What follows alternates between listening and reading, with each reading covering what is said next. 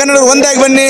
ಇದೇ ರೀತಿ ನಮ್ಮ ಕನ್ನಡ ಭವನ ಕೂಡ ಒಂದು ನಿರ್ಮಾಣ ಆಗತೈತಿ. ಎಲ್ಲಪ್ಪ ಅಂದ್ರೆ ವೆರ್ನಾ ಇಂಡಸ್ಟ್ರಿಯಲ್ ಹತ್ತಿರ ಕನ್ನಡ, ಅದು ಕನ್ನಡ ಭವನ ಅಷ್ಟೇ ಅಲ್ಲ, ವಿಶ್ವ ಕನ್ನಡ ಭವನ ಆಗಿ ಉಳಿತೈತಿ. ಭಾರತೀಯ ಕನ್ನಡ ಭವನ ಆಗಿರ್ತೈತಿ. ಸಿರ್ಫ್ ಗೋವಾ ಕನ್ನಡಿಗರ ಭವನ ಅಲ್ಲ, ಅದು ಭಾರತೀಯ ಕನ್ನಡ ಭವನ ಆಗಿರ್ತೈತಿ. ಅದಕ್ಕಾಗಿ ಎಲ್ಲರೂ ಅವ್ರನ್ನ ಕನ್ನಡಿಗರನ್ನ ಒಂದು ಸಪೋರ್ಟ್ ತೊಗೊಂಡು ತಾವೆಲ್ಲರೂ ಮುಂದೆ ತೊಗೊಂಡು ಹೋಗ್ರಿ ಅಂತ ಹೇಳಿಕ್ಕೆ ಇಷ್ಟಪಡ್ತೀವಿ ನಾವು. ಯಾಕಂದ್ರೆ ಇಂಜನ್ ಎಷ್ಟೇ ದೊಡ್ಡದಿದ್ರು ಡಬ್ಬಿಗಳು ಬೇಕು, ಡಬ್ಬಿ ಒಳಗೆ ಪ್ಯಾಸೆಂಜರ್ ಬೇಕು, ಅದನ್ನ ಮಾತ್ರ ಆ ರೈಲಿಗೆ ಒಂದು ಬೆಲೆ ಉಳಿತೈತಿ. ಅದಕ್ಕಾಗಿ ತಾವೆಲ್ಲರೂ ವಿಚಾರವಂತರು, ಅದನ್ನ ಆದಷ್ಟು ಇದನ್ನೆಲ್ಲ ತಿಳ್ಕೊಂಡು ಮಾಡ್ಕೊಂಡು ಚೆಕ್ಕೊಂಡು ಹೋಗ್ರಿ ಅಂತ ಹೇಳಿಕ್ಕೆ ಇಷ್ಟಪಡ್ತೀನಿ.